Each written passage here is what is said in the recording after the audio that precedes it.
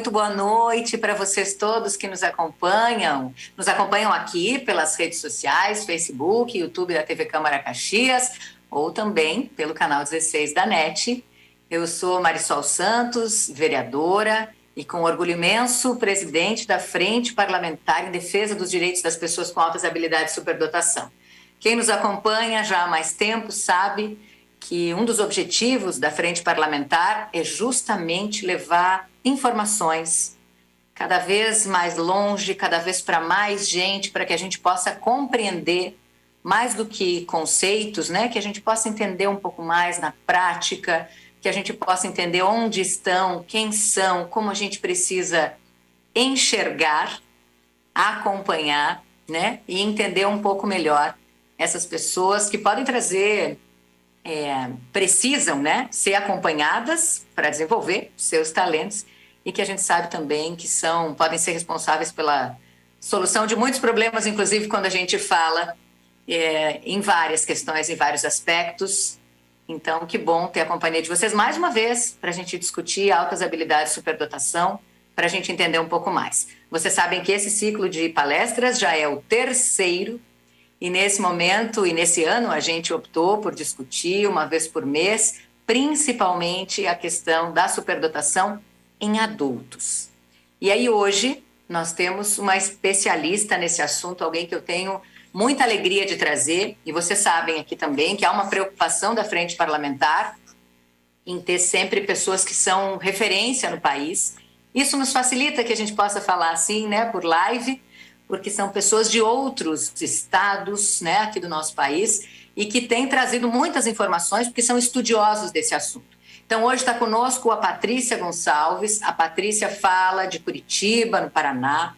A Patrícia é neuropsicopedagoga, tem habilitação em educação especial, pesquisa o desenvolvimento da inteligência humana, trabalha diretamente com enriquecimento curricular e avaliação de estudantes superdotados, e tem um trabalho incrível que a gente conversou só um pouquinho e eu já fiquei muito curiosa para falar sobre a questão do superdotado e o ensino superior. Quem está acompanhando o ciclo todo de palestras sabe justamente que esse é o nosso tema de hoje, o superdotado no ensino superior, desafios e possibilidades.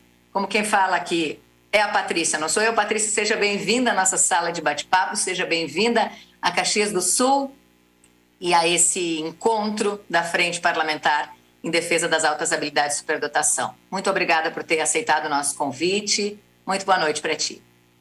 Olá, boa noite. Obrigada, Marisol. Obrigada a todos vocês que estão conosco aqui nessa noite. É um prazer estar com vocês, falar para Caxias, falar para o Rio Grande do Sul e para todos os interessados em saberem um pouco mais sobre altas habilidades, superdotação e agora, claro, no ensino superior. Eu vou me apresentar aqui, então, rapidamente aqui para vocês, tá? Me falem se está passando aí o slide direitinho. Então, eu sou graduada em Pedagogia e em Filosofia, aqui pela Universidade Federal do Paraná, como a Marisol falou, estou falando aqui de Curitiba, neuropsicopedagoga, mestre em Filosofia e doutora na área de Cognição, Aprendizagem e Desenvolvimento Humano, e agora, há 2 semanas, PhD, também na área de superdotação. Então, o que eu venho trazer para vocês é um pouco da minha pesquisa desse pós-doutorado defendido aí há algumas semanas. Então, eu já trabalhei com superdotados já em todas as suas faixas etárias, até porque lecionei para todas as faixas etárias, então talvez nós não tenhamos todos eles identificados, mas com certeza eles estavam em nossas salas de aula. Já trabalho há mais de 10 anos com enriquecimento, construção do planejamento individualizado, processos de aceleração de série, e aí, do meu doutorado, eu fiz um estudo de caso para trazer como um estudante de uma escola pública era visto e como os professores o viam dentro desse contexto. Então, gosto bastante de, como pesquisadora, variar bastante as minhas metodologias de pesquisa. Na filosofia, é claro, a gente precisa ficar um pouco mais nas revisões bibliográficas, tem um pouco menos de trabalho empírico, mas no doutorado eu quis fazer um estudo de caso, e agora, no pós-doc, eu quis fazer um outro tipo de estudo, um estudo fenomenológico. Então, como é esse fenômeno superdotação? E como é o superdotado dentro do ensino superior? Como é que ele se sente? Tem atendimento? Não tem? Então, o meu problema era, então, entender como os estudantes superdotados se percebem no ensino superior e como os professores também o percebem nesse contexto. Por quê? Porque eu tinha como objetivo, então, compreender toda essa visão do superdotado. Ele chega, ele se informa, ele diz que ele é superdotado, o professor, percebendo que ele é superdotado, faz algum tipo de atividade diferenciada, traz enriquecimento. Como isso dá? Como isso acontece na prática dentro do ensino superior? E aí, então, para eu chegar em como construir essa pesquisa, em como analisar esses dados, claro que eu comecei ali com uma revisão bibliográfica, que não tem como fugir disso, né, o que nós chamamos de estado da arte, para eu saber o que a gente já tinha de literatura e de pesquisa a respeito, para não ficar também ali redescobrindo a roda. E aí eu fiz esse levantamento, vou passar aqui rapidinho para vocês, o mais interessante é a gente saber os resultados, né, o que foi descoberto da pesquisa, mas só para vocês entenderem um pouquinho de todo o processo. A gente fez uma revisão narrativa, então não tem todos aqueles critérios de ser uma revisão bibliográfica com aquela mistura toda de conceitos, né? Que a gente fez algo mais leve, só uma investigação do que já tinha na literatura, e eu consegui encontrar 6 artigos que falassem realmente sobre o superdotado no ensino superior, sendo um deles do Brasil, aqui de Curitiba. Então, o primeiro falava sobre alguns experimentos, ou um programa que tinha, né, que foram realizados ali com estudantes que trabalhavam essa questão das experiências, dos programas de ensino, e como resultado dessas pesquisas, a gente teve que os estudantes superdotados têm um desempenho acadêmico acima da média, mas que muitos deles acabam não sentindo-se desafiados, e aí tem essa pressão do sucesso, né? Um segundo artigo nos trazia essa questão dos superdotados na China. E foi muito legal que a gente conseguiu perceber que também lá eles têm essa questão do potencial não completamente aproveitado. Eles tinham também a preocupação com o emocional, então não é uma coisa só nossa, é algo que todos os outros países também batem nessa tecla. E imagino que em outros momentos vocês já tenham abordado essas questões do quanto é importante também ter atenção para o emocional do superdotado. E aí, então, foi colocado como recomendação que os superdotados dessa instituição tivesse um acompanhamento mais individualizado para que eles tivessem um suporte emocional realmente mais afim. Opa! Foi demais.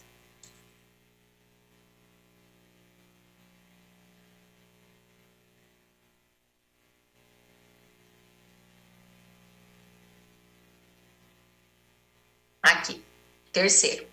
O terceiro, ele investigou também estratégias, era mais uma questão terapêutica que eles estavam investigando, quais eram os insights que eles podiam trazer para os superdotados, porque eles investigaram todas essas questões de como o ensino superior tem trazido para os superdotados alguns transtornos de ansiedade. Então, mais uma vez, um artigo também voltado para essas questões emocionais. E aí ela reforça também essa importância de ter ali aconselhamento, terapia, para que possa ajudar os superdotados a se entenderem melhor também no ensino superior. Esse quarto artigo, ele traz uma teoria da autodeterminação.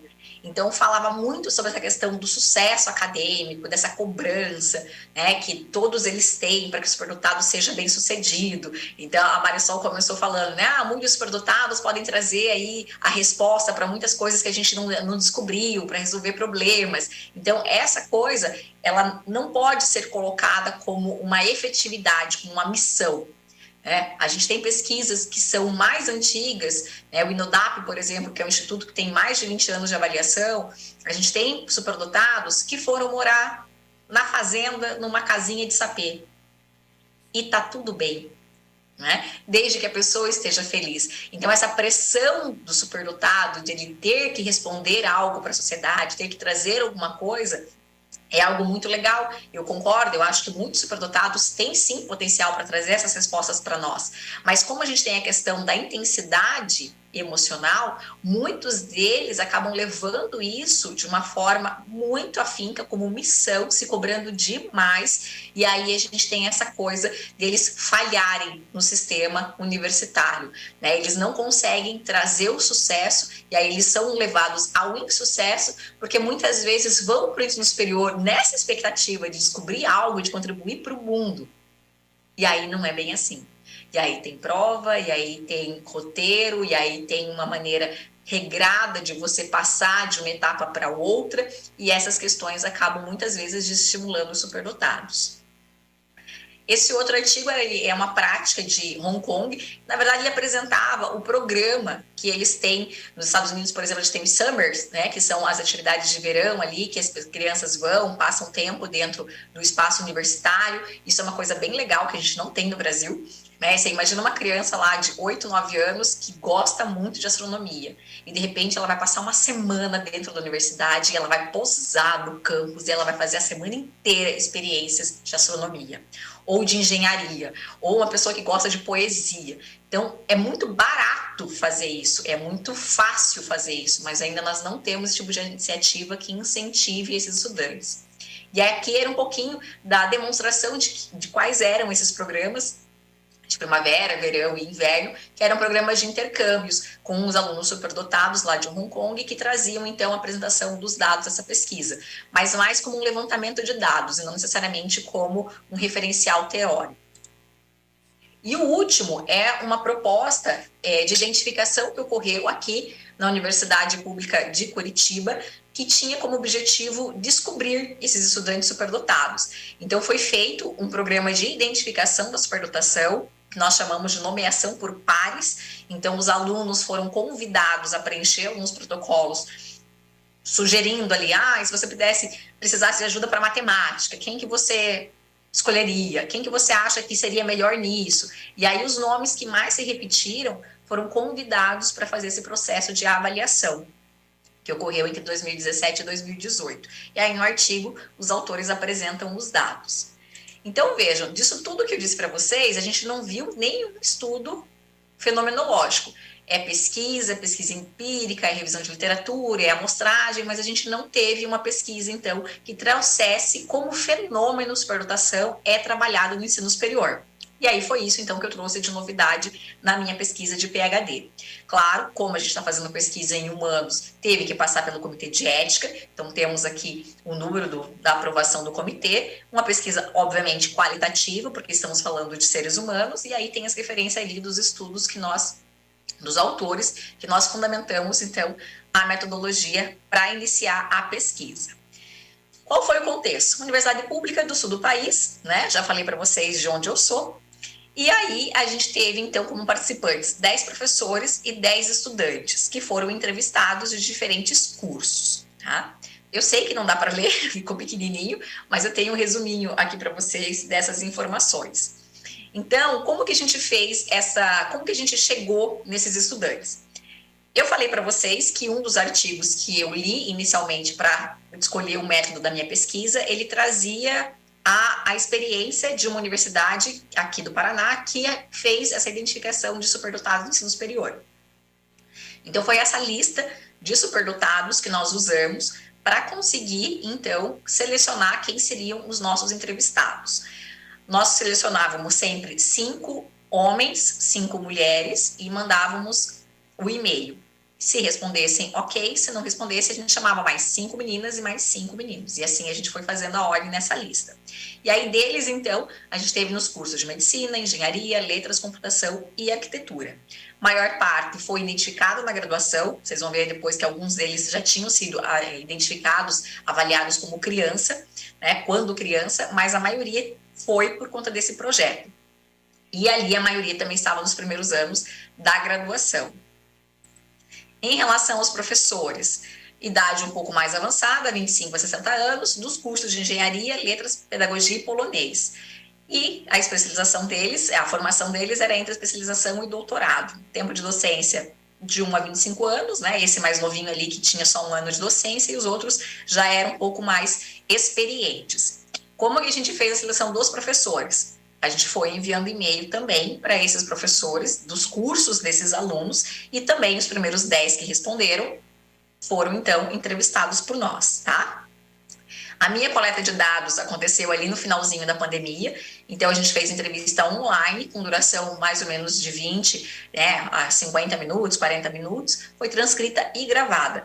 Uma só de um professor que foi 20 minutos realmente, as outras todas foram um pouco mais longa, porque eles se sentiam muita vontade para falar, e os professores depois queriam esclarecer muitas dúvidas, então acabou demorando um pouquinho mais. Quando a gente faz o estudo fenomenológico, a gente tem um método para seguir. Então, a primeira coisa que a gente faz é, depois que a gente transcreveu todas as informações das entrevistas, a gente tem que encontrar as declarações significativas. Afinal de contas, eu quero encontrar um fenômeno. Qual é esse fenômeno? Como que ele acontece? E para isso, eu tenho que tirar das declarações das pessoas, nas entrevistas, o que foi mais significativo. E fazer depois o que nós chamamos de horizontalização dos dados. Ou seja, eu tenho que ver o quanto aquilo se repete na fala dos meus participantes. E aí eu crio, então, grupos de significados. Então, isso aqui tem um significado, isso aqui tem um significado, isso aqui tem um significado para eu chegar no meu fenômeno. E aí depois a gente faz uma descrição textual, então, de qual é esse ponto que aconteceu aí, desse fenômeno que está ocorrendo. Faz uma descrição estrutural de tudo isso. E, claro, aí a gente tem, então, a essência do nosso fenômeno, ou seja, o que a gente descobriu de tudo isso. Então, vamos lá. O que a gente descobriu nessa pesquisa? Não, meus amores, os estudantes não informam a sua condição, tá? Inclusive, fiquei muito chocada. Pro primeiro, eu acredito que para o semestre que vem vai sair o artigo da minha defesa, e algo que me chamou muita atenção, que uma das pessoas disse que foi informada pela pessoa que estava fazendo a avaliação que era melhor ele não falar. Porque, né, vai que ele fala em sala de aula, o professor vai achar que ele é arrogante, vai dar mais lição para ele, uma coisa assim a mais, né? Então era melhor que ele nem falasse. Que tomasse cuidado também para quem ele fala na família, nos amigos, porque vai que as pessoas achassem que ele estava sendo uma pessoa metida, arrogante, né, pedante. Então era melhor que ele não informasse. E assim, dos 10 entrevistados, nenhum deles tinha sequer colocado na UFPR, é o SIGA, né, o sistema que a gente coloca ali os documentos. Não tinham, com receio disso. Então, o que nós conversávamos um pouquinho antes, né, Marisol, que nem mesmo quem é da área, quem é da educação, quem deveria fomentar, consegue ter clareza do que é a condição. E veja, nós estamos fazendo uma palestra nesse momento numa Câmara de Vereadores. Nós só fazemos política pública no nosso país se nós tivermos números. Se esses superdotados não aparecerem no ensino superior, como nós vamos fundamentar iniciativas que fomentem o seu potencial, se eles não aparecem? Então, essa descoberta do meu estudo, ela é algo que a gente tem que pensar muito a respeito, porque nós precisamos sim fomentar essas pessoas a falarem sobre a sua condição, sem receio de serem julgadas, porque elas só serão julgadas se as pessoas que a julgarem não tiverem conhecimento a respeito. Então, é muito importante que a gente continue trabalhando nessas questões. Eles falaram também que não tem nenhum tipo de atividade específica, que nunca receberam nada diferente dos professores por serem superdotados, mas que algo positivo de ter feito esse processo de avaliação foi se conhecer melhor, né? E, claro, mais uma vez, o receio em informar e em serem julgados foi algo que apareceu muitas vezes na fala de todos os participantes. Em relação aos professores, ficou claro nos resultados de pesquisa que os professores do ensino superior sabem muito pouco sobre superdotação. Apenas um reconheceu e disse, sim, eu já tive estudante superdotado, que foi uma professora, mãe de um superdotado, que aí depois que ela descobriu a superdotação do filho, ela acabou pesquisando mais a respeito, né? Não realizam o PEI. Então, ter um planejamento individualizado para o estudante superdotado não existe no ensino superior. E as práticas que eles realizam acabam sendo orientar para uma iniciação científica, convidar para ser aluno do seu mestrado, do doutorado, mas nós não temos nada voltado especificamente para eles, né? E muitos deles também não conhecem o sistema de identificação da superdotação, não sabem como ele ocorre. E aí, então, na discussão, o que a gente tem que entender, né? O que isso traz para nós de dados com o que a gente já tem na literatura e que a gente pode pensar a respeito. Que a maioria só foi reconhecida como superdotado após a entrada na universidade e porque eles participaram desse projeto. Então, veja, ele chegou no ensino superior. Essa pessoa passou 12 anos, 13 anos, né? Medicina, se estudou um pouquinho mais, 14 anos. 14 anos dentro de uma instituição de ensino. E ninguém percebeu que ele era superdotado? Ninguém percebeu algo a mais? Ninguém caminhou para uma avaliação? Não foram identificados, né? Esses participantes, eles evidenciaram também a sua compreensão clara das suas capacidades, bem como das limitações e desafios que eles enfrentam. Então, essa questão da autoconsciência, da limitação, de ter essa questão do isolamento, da incompreensão, é algo que a gente viu na literatura e viu na pesquisa também, que ocorre com muita frequência. Também a gente percebeu que a maioria dos entrevistados estava envolvido em outras atividades extracurriculares. Então, os cursos de medicina e tem as ligas, né, que eles vão escolhendo as ligas para participar, ou fazem atividades de iniciação científica, eles vão trazendo, eles, na verdade, vão se adaptando ao que já existe na universidade. Então, já que não é criado novo, e que eu tenho um potencial e que não está sendo aproveitado, eu vou vendo o que já tem para eu me encaixar. Né? Então, veja que deveria ser o contrário. A gente deveria trazer para esse superdotado atividades que ele realmente fala assim, não, é isso que eu quero. Mas não, ele acaba indo para o que tem, para o que já acontece para todo mundo. Outra questão também é, claro, em relação aos professores, né? Eles relatarem que precisam saber mais sobre superdotação. Então, isso foi algo que eu perguntei também para os estudantes, eles achavam que os professores conheciam, eles falaram que não. Então, eles sentem que os professores não estão familiarizados com o tema, que alguns já conhecem sobre outras condições, mas que sentem essa fragilidade. E aí, por isso que eles têm receio de se declararem como superdotados, porque a gente tem muito preconceito ainda na área. Muitas vezes a mídia faz um trabalho desfavorável em relação ao conceito de superdotação com o que expõe na TV, e aí cria-se então mais um mito difícil de quebrar. E tão difícil que até mesmo os adultos no ensino superior se sentem coagidos de se identificarem como superdotados. Outra coisa muito importante em relação aos professores é que, de forma geral, eles apresentam dificuldades em identificar quem são os superdotados. Eles falam de alunos com mais facilidade, de aluno inteligente, mas eles acabam não identificando mesmo como superdotado, o que pode levar, claro, à subestimação de suas habilidades. Então, assim, não, o fulaninho é muito inteligente, eu vou convidar para uma pesquisa, né? Eu vou ver se ele não quer fazer um mestrado comigo. Mas, assim, porque ele é muito inteligente, porque ele é esforçado, porque ele é assíduo, mas não porque ele é um aluno superdotado.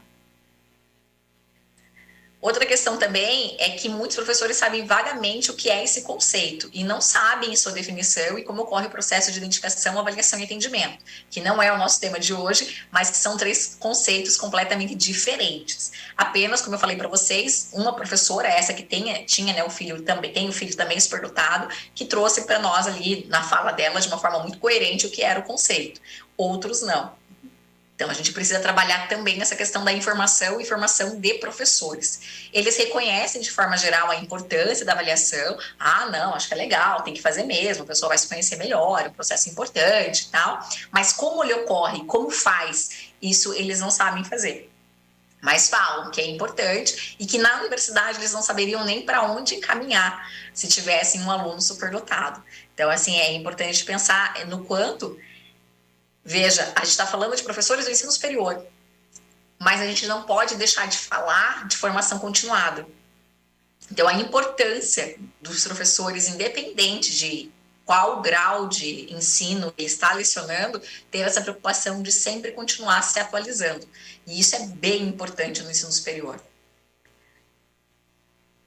E em relação às atividades diferenciadas, eles falaram que não tem planejamento individualizado, mas que eles procuram ofertar diferentes atividades, fazem encaminhamentos, eu trouxe mais leitura para tal aluno, eu fiz ali uma adaptação, eu convidei ele para fazer um grupo de estudos, para ajudar o colega que tinha mais dificuldade, mas nós não temos um programa de enriquecimento específico para os superdotados. No ensino superior, uma sala de recursos, isso não existe. Não nessa universidade que a gente fez a pesquisa, né? Se tiver em outras, depois vocês me contam. Mas nessa universidade a gente não teve. O que a gente conclui, então, de tudo isso? Qual que é a essência desse fenômeno? O fenômeno é a superdotação. E a essência dele é dessa percepção dos estudantes superdotados que concentra-se no autoconhecimento, que foi proporcionado por meio dessa avaliação. Então, essa é a essência. Puxa vida, o fenômeno de superdotação me trouxe um autoconhecimento. Isso foi muito legal e muito recorrente na fala dos entrevistados estudantes. Mas o não atendimento à superdotação na universidade, visto que eles nem informaram a condição é uma essência que me chamou muito a atenção também. E o fato deles procurarem não se destacar muito no contexto universitário. Então, essa é a mesma coisa que a gente fala, né, da criança. Tem muita literatura que fala, a Denise Arantes Brero tem um livro que fala sobre a menina superdotada. E aí ela coloca que, nossa, a menina superdotada, às vezes, ela para de levantar a mão na sala de aula e falar a respeito, porque as meninas vão pensar, né, ai, nossa, ela se acha. E aí, para se encaixar, para ser aceita no grupo, a menina superdotada para de se manifestar. Mas aí a gente está falando de a menina superdotada, 6, 7, 8, 10 anos. E de repente a gente vê esse mesmo comportamento no adulto superdotado no ensino superior. Alguma coisa está muito errada. Né? E aí o que a gente tem mais? A essência da relação, da percepção dos professores em relação aos superdotados na universidade, está no desconhecimento da existência desses estudantes. Embora eles reconheçam, sim, que tem estudantes que têm um aprendizado diferenciado, que ele propõe atividades diferenciadas, ele não nomeia, ele não identifica, ele não tem clareza do que é a diferença entre um superdotado e um aluno inteligente. Então, essa é a essência que nós chegamos do fenômeno da superdotação em relação aos professores. E aí, claro, eles salientam a importância da avaliação, do autoconhecimento, mas não sabem também como ocorre o processo. Então, a gente fica muito nessa tecla de quanto é importante os professores do ensino superior também terem clareza sobre a condição, sobre como ela se dá, como ela é identificada, para onde eu encaminho esse aluno se eu percebo algo diferente. Então, assim, os professores não sabem nem para onde recorrer dentro da universidade. Além disso, os estudantes superdotados enfrentam muitos desafios e dificuldades, que é a questão que nós falamos, né? Nos traz aqui quais são os desafios do ambiente acadêmico, desde o reconhecimento da sua capacidade até a falta de programas e atividades que possam atender às suas necessidades educacionais específicas. Porque, veja, o tempo todo eu falei para vocês, eles não são enriquecidos, eles não são desenvolvidos, eles não têm empenho. E as questões emocionais? Essas também não são abrangentes, a gente não tem nada que consiga trazer essa questão emocional para o superdotado. E aí eles se sentem isolados e desmotivados, sem encontrar suporte e estímulo para desenvolver as suas habilidades e potencialidades. Então, tudo que tem na universidade, se ele vai buscar um atendimento psicológico, ele vai entrar na fila comum. Ele não vai entrar na fila de educação especial porque ele tem um laudo diferenciado. Até porque, como eu falei para vocês, ele nem apresentou esse laudo. Né? Então, mais uma vez, veja como é importante essa questão do registro, veja como é importante essa questão do reconhecimento, da questão do número. Isso é muito importante, senão a gente não faz diferença. E aí há um grande desconhecimento, então, em relação à temática por falta dos professores, embora haja um certo reconhecimento sobre a importância da identificação e da avaliação. Mas é comum o desconhecimento sobre o processo, assim como as formas de enriquecer e desenvolver o superdotado dentro do ambiente universitário. Então, só para a gente fechar, né, e bater mais uma vez nessa tecla, falta ainda muito conhecimento por parte dos professores. Aqui tem algumas referências, tá? Se vocês quiserem conhecer um pouquinho mais a respeito do que eu tenho de material sobre a área de autossabilidade, superdotação, sobre a aula de TDAH, dislexia, autismo, TOD, dá uma olhadinha lá no meu Instagram, tem o QR Code aqui se vocês quiserem fazer ali a leitura, ou procura lá, @doutora Patrícia Gonçalves, que lá tem bastante material para vocês. E para a gente já ir encerrando e falando um pouquinho do quais são, então, né, o que a gente tem de perspectiva, o que a gente tem de possibilidade. A gente tem muita possibilidade, meus amores. Tudo isso que eu falei para vocês, de fazer um mestrado, de fazer um doutorado, uma iniciação científica. A gente tem a questão também do aproveitamento de matérias, né, de ter ali o conhecimento, que você vai lá e faz uma prova, você não precisa ficar fazendo a matéria inteira se você demonstrar que tem conhecimento. Tudo isso são possibilidades para o superdotado, mas tem que ser divulgado. Essas possibilidades só vão passar a ser voltadas para eles e para suas especificidades quando a gente começar a demonstrar isso em números. Acho que isso vai ser o mais importante. Quando a gente faz de criança pequena, a gente fala para a escola, fala para os pais na evolutiva, pai, tem que falar para a secretária da escola colocar o Joãozinho aqui, ó, no SERE. Tem que botar no SERE, tem que aparecer que é aluno público-alvo de educação especial. Então, isso é muito importante. O reconhecimento de si, demonstrar, não ter vergonha de dizer das suas potencialidades, de dizer as suas fragilidades, de demonstrar quem se é. Quando a gente tiver isso muito claro por superdotados e para a sociedade, é que a gente vai realmente conseguir fazer a diferença. Muito legal, Patrícia, te ouvir, muito legal, conhecer um pouco mais desse teu trabalho, sensacional. E aí ficam essas questões, né? A gente fala muito sobre isso, para as crianças, no caso, as famílias, e muitas que com certeza, inclusive, estão nos acompanhando agora, já relataram isso, da dificuldade que tem de, entre aspas, né, o assumir, pela dificuldade de não entendem, não compreendem exatamente isso. E aí tu falou em algum momento ali, né, eu já ouvi isso de relatos de famílias, de achar que é o pedante ou o arrogante, que prefere não falar disso. Tu trouxe uma questão ali de repente, o receio até de receber tarefas a mais, né, porque ainda é uma forma que o desconhecimento faz com que aconteça, né, até em sala de aula para os menores, a gente pensa muito disso, né, de não ser uma tarefa específica, de não ser um trabalho específico, mas simplesmente um pouco a mais para ocupar esse tempo para não deixar ele ocioso e não aproveitando efetivamente, né? Então, eu acho que esse é um questionamento, eu acho que é algo que a gente vai se perguntar. Por que essa dificuldade, assim, de poder se colocar, de poder... Será que a base de tudo isso é o desconhecer mesmo, né? O não conhecer quais são as suas possibilidades, o que isso efetivamente significa, e se eu falo sobre isso, será que as pessoas conseguem compreender, ou será que eu sei explicar o suficiente para elas? Será que tem algo nesse sentido? Sempre, né? Mais uma vez, formação, informação correta. Qualquer área de educação especial que a gente for conversar aqui vai ser cercada de mitos.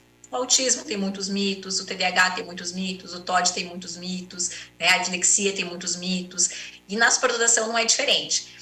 E aí, o que eu sempre coloco é que, assim, às vezes a gente tem algumas pessoas que fazem um desserviço social, né? Então, por exemplo, tinha não sei nem se a gente pode chamar de empresa, entidade, grupo aqui de Curitiba, que quando eles fechavam o laudo de uma criança e dava superdotado, eles comemoravam com os pais com champanhe. Uau! Como quando compra um carro, assim. Entendeu? Então pensa o absurdo. Pensa o pai do autista vendo isso. Uhum. Pensa o pai do TDAH vendo isso. Ele vai falar assim, se fosse o meu, ia comemorar com champanhe?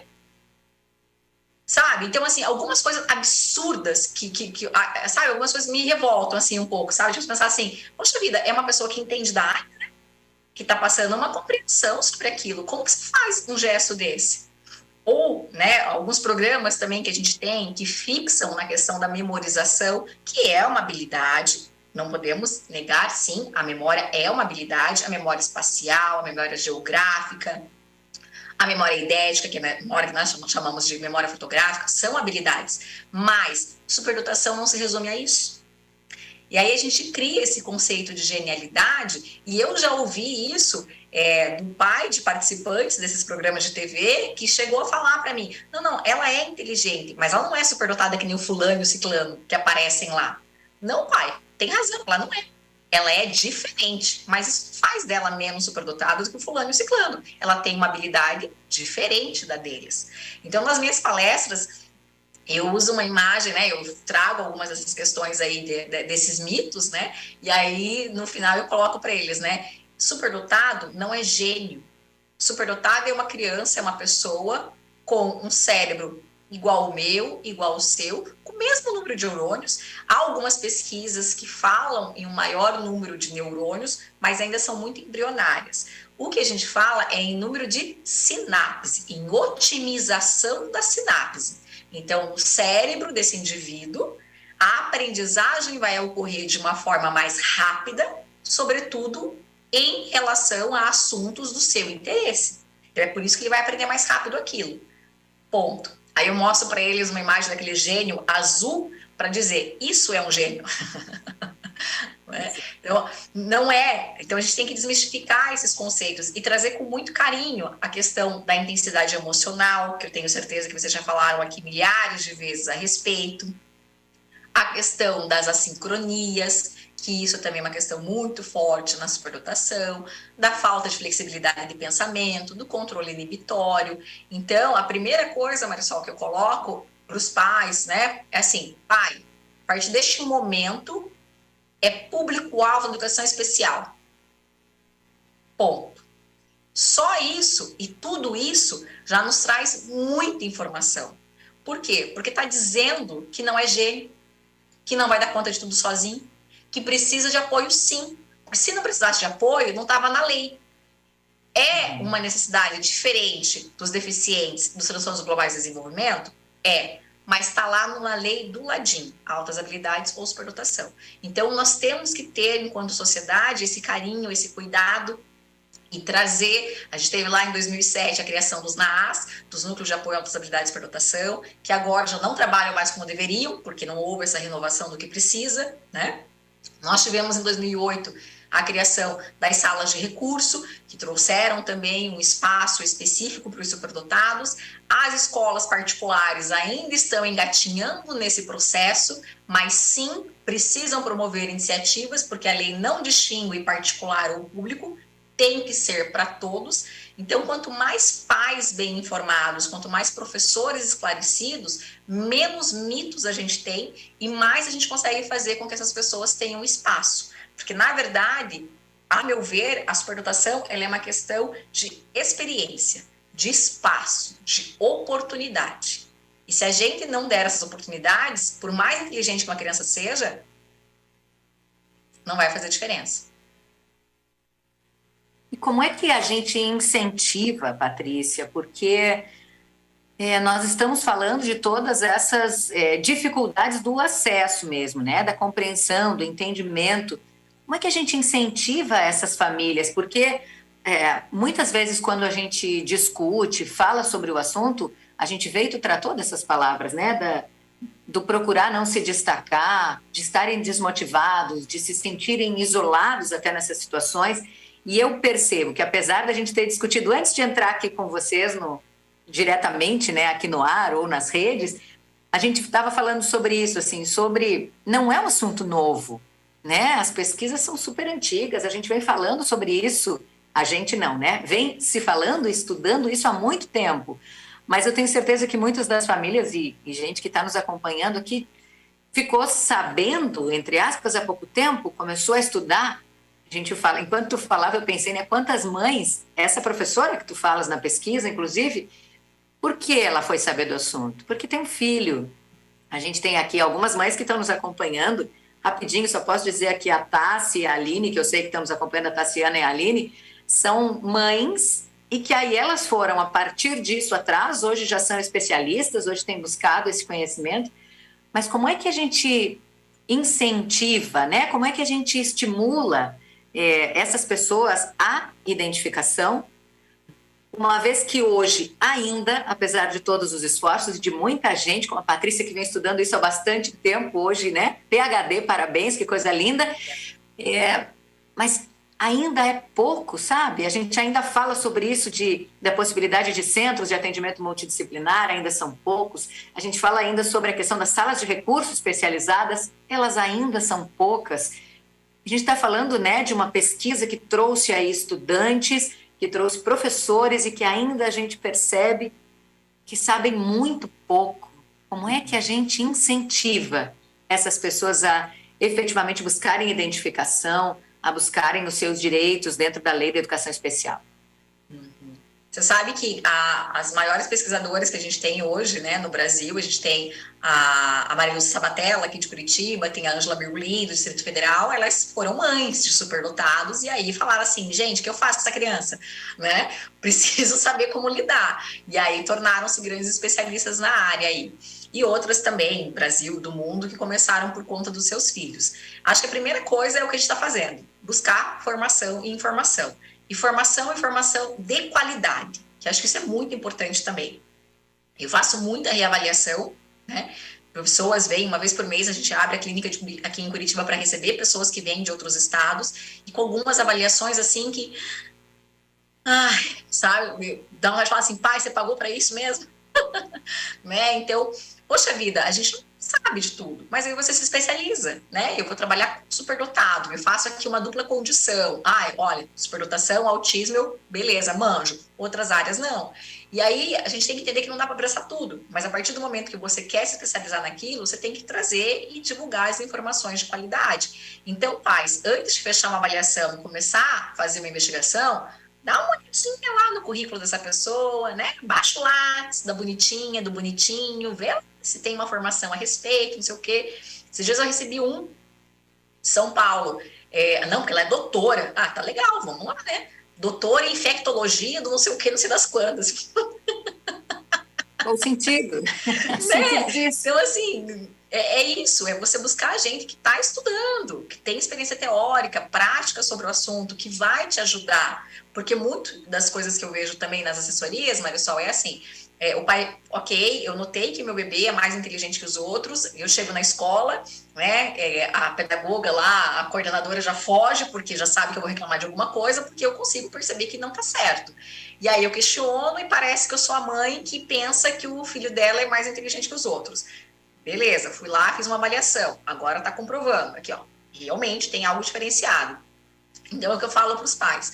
Você tem que buscar um profissional que te ajude a fazer a avaliação e que tenha esse apelo, essa busca com a escola, né? Que acho que é um dos diferenciais também do meu trabalho, de sempre ser uma avaliação multiprofissional. Porque como eu sou doutora na área de cognição, eu sempre tenho que ter a psicóloga junto comigo para fazer a aplicação dos testes que são restritos. Então, a minha avaliação já tem esse diferencial por ser sempre multiprofissional. Então, eu sempre vou fazer devolutiva com a escola. Eu sempre vou chamar essa escola para conversa antes de avaliar. E eu sempre, na devolutiva, vou dizer, agora não é gentileza, agora é direito.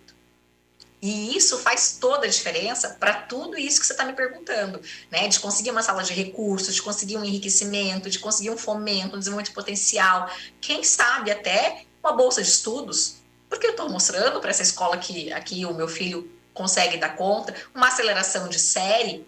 Então, tudo isso a gente precisa ir orientando os pais e, mais uma vez, se respaldando na legislação para dizer, eu sei do direito que o meu filho tem e nesse momento eu quero que seja colocado em prática. E isso tudo a gente vai fazendo numa construção muito constante. E como que eu estimulo? Né? Às vezes, assim, e isso já aconteceu aqui, eu moro próximo a uma escola internacional e, assim, a gente tirou a criança dali e botou numa escola onde a mensalidade era, sei lá, 10%, 10% não, mas assim, 20% do valor dessa escola. Né? Mas onde era uma escola que essa criança se sentia acolhida, se sentia bem. Então, às vezes, não é só a escola mais cara, é a escola onde a criança se sente bem. E aí, essa questão da formação, a gente já entendeu que, apesar de não ser novo, muitos professores não conhecem. E tudo bem, a gente faz assessoria, a gente envia material, a gente ensina a fazer, esse não é o problema. Mas os professores têm que estar dispostos a isso e os pais conhecedores dos seus direitos. Porque quanto mais pais esclarecidos nós tivermos, mais a gente vai conseguir fazer essa luta de uma forma mais tranquila. Porque hoje eu vejo que é muito suado, né? Eu tenho mães que chegam para mim desesperadas, assim, já tentei todas as estratégias e não consegui, já fui simpática, já fui amistosa, depois já cheguei de voadora no pescoço e nada se resolveu. Então, a gente tem que trazer para os pais a formação para que eles consigam trabalhar isso com tranquilidade. Porque, mais uma vez, é uma criança público-alvo da educação especial e a gente não está fazendo nada que não seja defender o seu direito. Né? E aí, só para responder a tua pergunta sobre como estimular, né?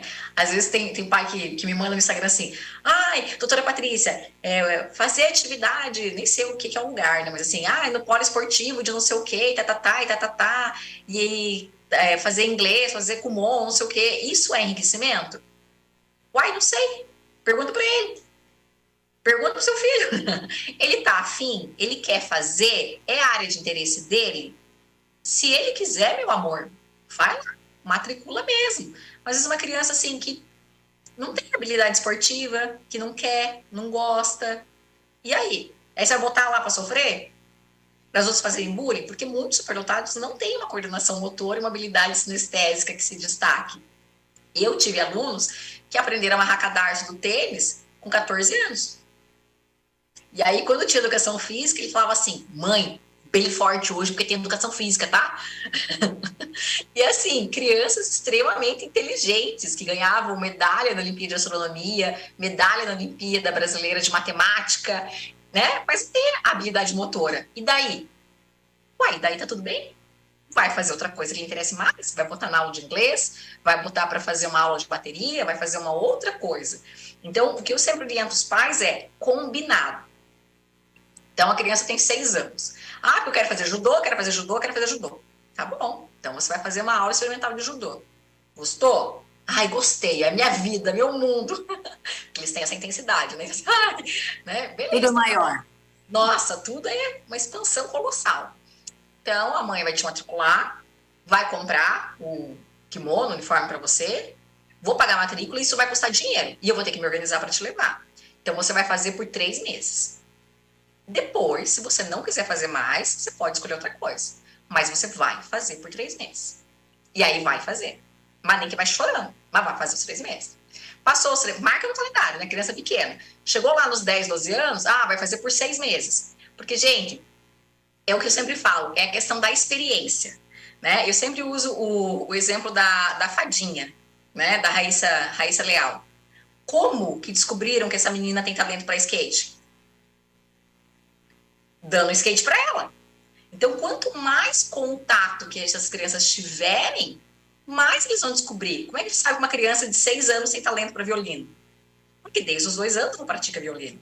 Então, essa questão da experiência, de proporcionar estímulos, isso é muito legal. Só que tem que fazer combinado. Depois, quando ficou ali com 10, 12 anos, muda para 6 meses, os adolescentes já falam para fazer por 1 ano. Porque depois, meus amores, se a gente não coloca esses limites, a gente cria aqueles adultos com 40 anos que começaram 5 faculdades e não terminaram nenhum. E eu sei do que eu tô falando, né? Então, assim, a gente dá a possibilidade, a gente dá o experimento, a gente propõe, mas tem que criar responsabilidade. Porque, via de regra, o superdotado desiste das coisas por 2 motivos, né? Ou deixa de fazer, ou perde o interesse por 2 motivos essenciais. Primeiro, sinapse acelerada. Se eu estou interessado, vai que vai. E às vezes eu não estou assim, aquela coisa, quero fazer balé, virar bailarina. Não, só quero experimentar o balé. E aí eu fui, vi como é, legal. Não gostei? Não quero mais, porque era só isso que eu queria. Ou porque eu aprendi muito rápido. Então a criança vai demorar 5 anos para aprender a tocar piano bem. Às vezes o superdotado com 2 anos já aprendeu todas as lições, porque a sinapse é mais acelerada e ele está interessado. Então essa é uma questão. A outra é, eu sou tão bom, né? Eu aprendo tudo tão rápido, né? Aí, quando vem a dificuldade, eu não quero mais. A professora é chata, o amigo falou uma coisa que eu não gosto, né? E aí, deixa de fazer para não demonstrar que está tendo dificuldade. Porque, imagina, eu vou demonstrar para os outros que eu não sei capaz. E aí, acaba deixando de fazer. Então, é por isso que a gente tem que trazer essa construção. De dar a oportunidade, mas trabalhar também a responsabilidade. Que lindo te ouvir falar isso. A gente discute isso muito. Tem as mães aqui que estão acompanhando e a gente fala muito sobre isso, né? Sobre essa linha de entendimento, de compreensão, né? Principalmente quando a gente está falando das crianças, né? De compreensão disso para poder acompanhar, enfim, para poder dar essas oportunidades que eles precisam, mas ao mesmo tempo lembrando que são crianças que precisam desse limite, dessa disciplina da mesma forma, obviamente, né? Com todos os cuidados. Tem uma pergunta da Ângela, eu acho que um pouquinho tu já falou sobre isso, mas ela pergunta o que nós podemos, como pais, cobrar das escolas. Ela está falando mais especificamente de crianças. E a Margarete mandou, complicado constatar que no ensino superior ainda há tantas dúvidas. E isso foi algo que eu até anotei enquanto a gente falava, claro, que a pesquisa não foi com cursos de licenciatura, pedagogia, psicologia, né? Mas a gente está vendo uma média, né? Não sei se bem assim que a gente deveria dizer, mas pensando que os professores do ensino superior ainda conhecem muito pouco. E aí são os professores do ensino superior que estão também formando outros, né? Os professores e os profissionais, de maneira geral, não só os professores, mas os profissionais que vão atuar, em algum momento vão aconselhar, vão acompanhar outros profissionais, né? Então, eu acho que essa questão que a Margarete traz nos preocupa muito, né? Quando a gente vê que no ensino superior há tantas dúvidas também. Independente de ser medicina, engenharia, letras ou pedagogia, é um professor de licenciatura. Teoricamente, ele está preparado para lecionar. Mas aí Exato. volta na questão da importância de ter a formação continuada. Ali a gente tem a margem de 25 a 60 anos, mas um entrevistado tinha 25 anos, que era um professor substituto de polonês. Todos os outros eram mais velhos, né? A gente não colocou uma média ali de idade, colocou entre essa idade e outra. Então, por exemplo, um professor que hoje já está lecionando há mais de 20 anos na Universidade Federal, quantos cursos de capacitação ele fez? Quando a gente teve a lei de inclusão, será que ele já estava lecionando? Será que ele sabia da importância de receber esses alunos de forma diferenciada? Né? E uma coisa bem importante aqui, que até não tem tanta relação com a pesquisa, mas que me chama atenção enquanto profissional, enquanto professora que sou, né? Que é a importância do papel do pedagogo. A gente não tem pedagogo no ensino superior. A gente tem ali 1, 2, 3, não sei dizer para você o número que tem, que ficam geralmente nos que eles chamam de PRAE, que são os programas que ajudam lá a pessoa quando ela quer de bolsa, ou precisa de uma nova chamada de prova, ou alguma coisa nesse sentido. Mas uma formação constante, um acompanhamento desse planejamento para um autista, para um superdotado, para um disléxico, isso a gente não tem. Então a gente precisava ter, como a gente tem na rede municipal, na rede estadual, o papel do pedagogo, que é esse profissional, já que talvez esse profissional de medicina, de engenharia, não tenha tanta intimidade com essas questões, que possa fazer essa ponte. E nós não temos lei, nós não temos algo que diga que o profissional do pedagogo tem que existir para um número X ali de professores para fazer essa ponte na educação especial. Então fica aí mais uma brecha que a gente descobriu na pesquisa, que falta esse profissional que traga esse apoio também no ensino superior, que é algo que a gente já tem um pouco melhor, né? Ali nas séries iniciais, no ensino médio, mas que no ensino superior a gente não tem esse profissional tão perto. Mais uma vez, ele existe? Existe. Mas é por um número enorme de professores e que não trabalha também nessa questão da prevenção, da orientação. Você não vê um pedagogo falando que dia 10 de agosto é o dia do superdotado e a gente vai fazer um ato, vai fazer alguma coisa dentro do ensino superior. Você não vê falando que ali em abril tem um dia importante para o autismo e que eles estão chegando na universidade também. A gente não vê isso. Outra coisa também muito interessante, né? Aqui na Universidade Federal do Paraná, nós temos um estudante de 14 anos cursando Química na Federal. Então, veja, quem é esse profissional? Esse menino, ele não pode fazer uma iniciação científica à tarde se o pai não autorizar. Afinal de contas, ele é menor.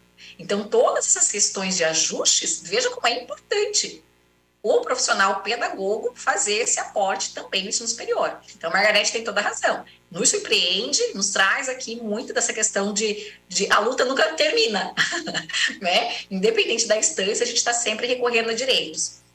E aí, respondendo já a questão sobre os direitos superdotados, vamos lá. Em suma, enriquecimento intracurricular, enriquecimento extracurricular em sala de recursos, programas que tragam esse incentivo, que tragam esse fomento, né? Então, o enriquecimento intracurricular é sempre dentro da sala de aula.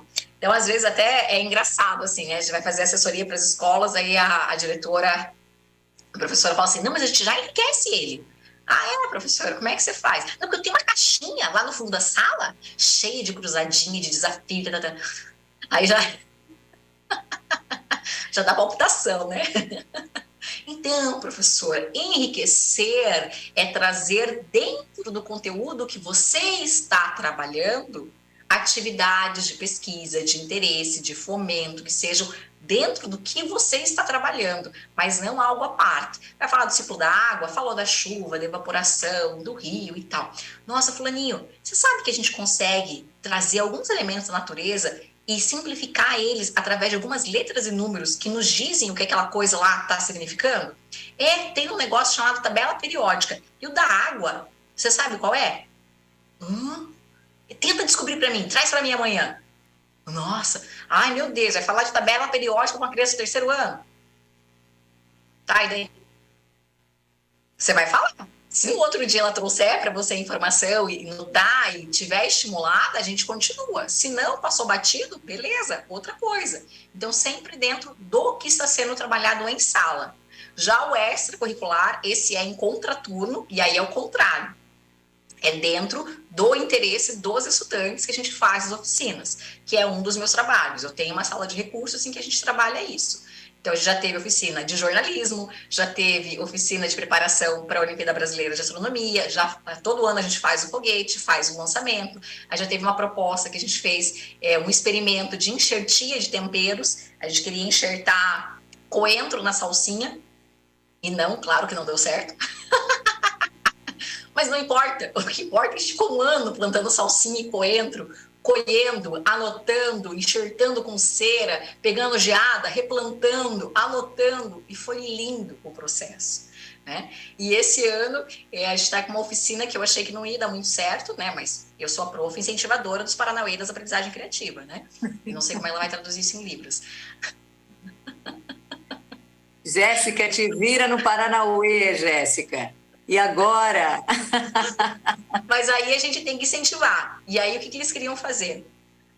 Cada semana, um estudante traz uma música, e aí ele explica um pouquinho do autor, do compositor, da época em que ela foi criada, do porquê, que sentimento ela traz, explica um pouquinho pra gente.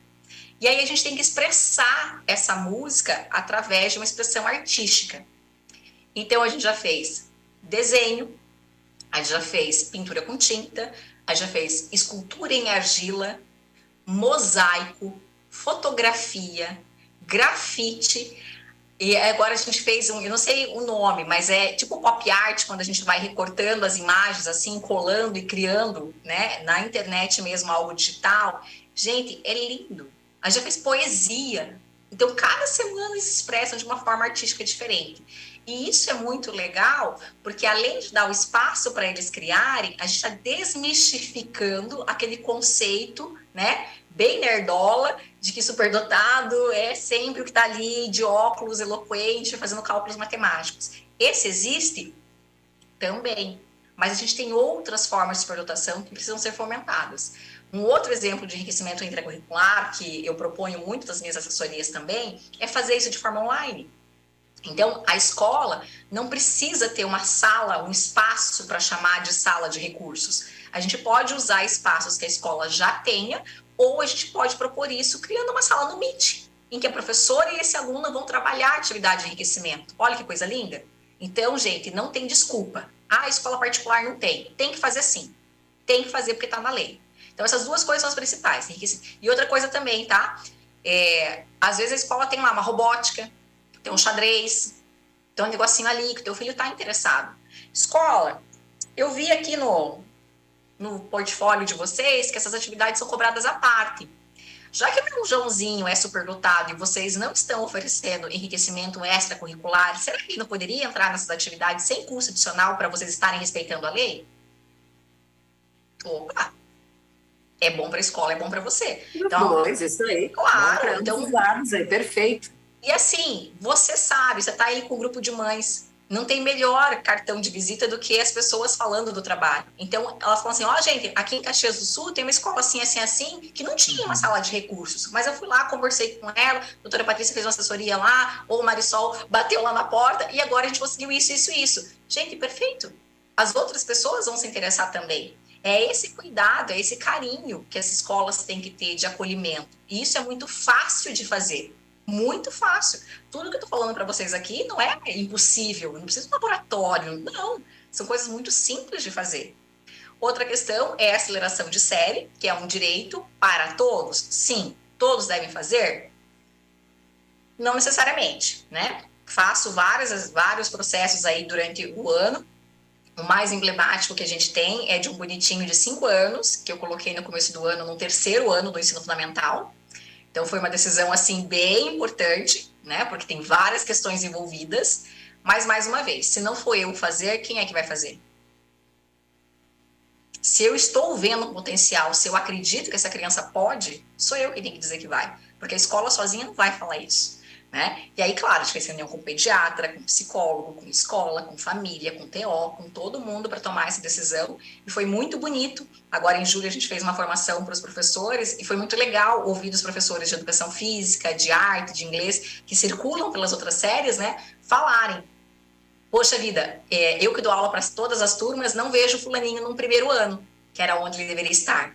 Está super adequado no terceiro ano, sabe? Participa das atividades, tem amigos, academicamente vai muito bem. Então, são decisões difíceis, multidisciplinares, né? Geralmente é mais fácil, porque a gente passa um ano só. Nesse caso, foi um pouquinho mais complicado tomar a decisão, mas falo para vocês com muita segurança que foi uma decisão bastante assertiva. Não é para todos, mais uma vez, mas quando é necessário, a gente faz também, tá?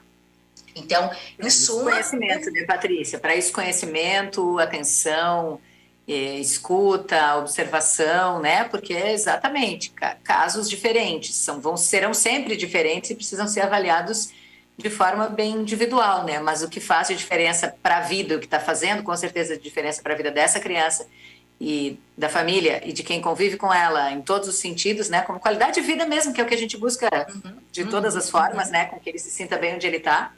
E é entender assim, escola tem que dar conta do acadêmico. Ai, mas a maturidade, mas o emocional. Você vai dar conta, professora? Não vai, né? Porque nem eu vou dar. Por quê? Porque eu não sou profissional da saúde. Quem tem que dar conta dessas demandas é o profissional da saúde. Ai, mas aparece na escola. Com certeza. Aparece na escola, a gente percebe, a gente acolhe, mas aí a gente vai lá, conversa com esse psicólogo, recebe as orientações, ajuda a fazer os estímulos, os exercícios, mas não é nosso papel. O nosso papel é aqui, ó, cognitivo, acadêmico, enriquecimento. Essas outras demandas, nós temos que ter o apoio da família. Nenhuma aceleração de série minha é feita se a criança não estiver fazendo atendimento psicológico. Não é uma opção do pai, é uma exigência minha. Justamente porque nós não temos uma escala de maturidade para dizer assim, ai, nossa, o Joãozinho é bem inteligente, né? Mas ele não é maduro para isso. Mas onde é que está na literatura? Ah, o coleguinha empurrou, ele chorou, não é maduro. Ah, não vamos acelerar. Claro que não. A escola vai dar conta do acadêmico. E se ele tem inteligência, se ele já tem o conteúdo da série, a gente manda para frente e a escola, a família respalda as outras questões. Mas acima de tudo, tá? A aceleração não é um processo só da gente pensar se ele tem o conhecimento ou não. Tem que querer. Porque às vezes os pais querem, mas a criança não quer. Porque ela tem amigos, porque socialmente ela gosta dos coleguinhas, porque a prof é bem legal e ela tá gostando da turminha dela, então ela vai ficar. Porque o acadêmico depois, como eu falei, dá conta então em outros lugares. Se aquilo não é mais importante para a criança. Agora, se a criança está apresentando sofrimento, e aí sofrimento não é apanhar, chorar, né? Sofrimento intelectual mesmo, de não querer ir para a escola, de todas essas somatizações que você já deve ter falado aqui milhares de vezes, né? Começa fingindo uma dor de cabeça, mas daqui a pouco a dor de cabeça está aparecendo mesmo, porque ela somatizou aquilo. A criança passa mal, a criança regurgita, porque o corpo está respondendo. Então, esses são sinais bem interessantes para a gente ficar prestando atenção, se realmente está tendo sofrimento escolar ou não para essa criança.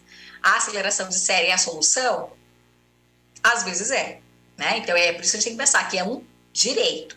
Para todos, não necessariamente, mas se precisar, tá ali. E aí, para a gente terminar essa parte dos direitos, o planejamento individualizado, né? Porque onde é que a gente vai registrar tudo isso que está fazendo? No PEI. Então, às vezes a escola fala assim, não, mas a gente faz, mas a gente adapta. Tá bom. Posso dar uma olhadinha no planejamento? Ai, mas a gente não registra. Pois é, então, amor, precisa, né? É importante para você, é importante para a família, é importante para a escola. Então, os professores precisam ter esse hábito de registro também. Acho que as práticas têm que ser diferenciadas, mas tem que aprender como fazer. Senão, volta na história da caixinha cheia de cruzadinha, né? Que não tem sentido nenhum, né? Sentido nenhum. Bom, já são 8h05. Eu combinei com a Patrícia que ia liberar ela, que ela tem um compromisso na sequência, mas eu queria rapidinho aqui passar. Vi que tinha algumas pessoas nos acompanhando que mandaram mensagens aqui. Então, para a Ângela, para a Margarete que tinham mandado, tem a Lúcia, pelo YouTube tem a Lúcia Lambi, sensacional, sempre conosco, a Lúcia da FADER, sempre ligada também, alguém que nos ajuda muito com orientações nesse sentido. A Odila, o Carlos, a Enilda, a Juliana, as mães aí que eu já falei, a Tassi, a Aline, a Fátima também está conosco, a Margarida. A Juliana Berg, que, aliás, é paranaense, está em Caxias, vem estudar um pouco mais sobre isso, vem um pós-doc também por aí. Tomara, aqui na Universidade de Caxias do Sul, para a gente estudar um pouco mais sobre o assunto. E eu queria te agradecer muito, muito, Patrícia. Enquanto tu falava, várias mensagens aí vieram como escuta e acolhimento, como programa de formação continuada no ensino superior, como é importante. A questão, adoro ouvir essa postura de responsabilidade que é trabalhada desde a infância, né? Educação e comunicação, enfim, todas essas questões que vêm surgindo, e eu tenho certeza que ao longo da tua fala muito borbulhou aqui na nossa cabeça, né? Eu, por exemplo, gostei muito da tua observação quando eu iniciei, e a gente fala sobre isso, né? Que o nosso principal objetivo é a questão de ter qualidade de vida, né? Eu já acho que é serem vistos, né? Eu sempre falo que uma das coisas que mais me tocou quando a gente falava no início sobre esse assunto, assim, no início para mim, né? Sobre esse assunto, quando a gente estava criando a frente parlamentar, era a questão da invisibilidade, né? Ouvir alguém dizer que se sente invisível é algo assustador. A gente precisa tornar visível, mesmo que seja para que a partir disso a gente aprenda, a gente precisa aprender a lidar com isso. A gente não pode fechar os olhos, fazer de conta que não existe algo, né? Porque a gente tem dificuldade de entendimento ou de acompanhamento. A gente precisa ver e a partir disso trabalhar com o assunto. Então, e aí a gente trata dessa questão, né, de habilidades acima da média, né, dessas possibilidades todas, desse potencial que a gente sabe que é muito grande, e pensa muito sobre isso, né, sobre a possibilidade e esse prazer, né, que se tem de buscar soluções para muitas questões em todos os sentidos, né, do movimento, da arte e da questão acadêmica também, enfim, de todas as áreas que a gente fala. Mas muitas vezes a gente enquadra nessa questão também de soluções para a sociedade.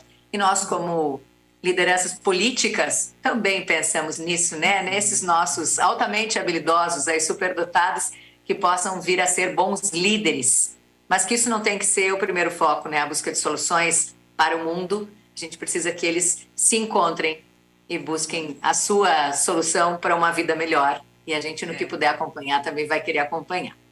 Quero te agradecer muito, muito, muito, absurdamente, assim, pela tua gentileza em compartilhar um pouco do teu conhecimento conosco e de nos deixar com tantos questionamentos também, com tantas perguntas, com tantas pulgas aí atrás da orelha, né?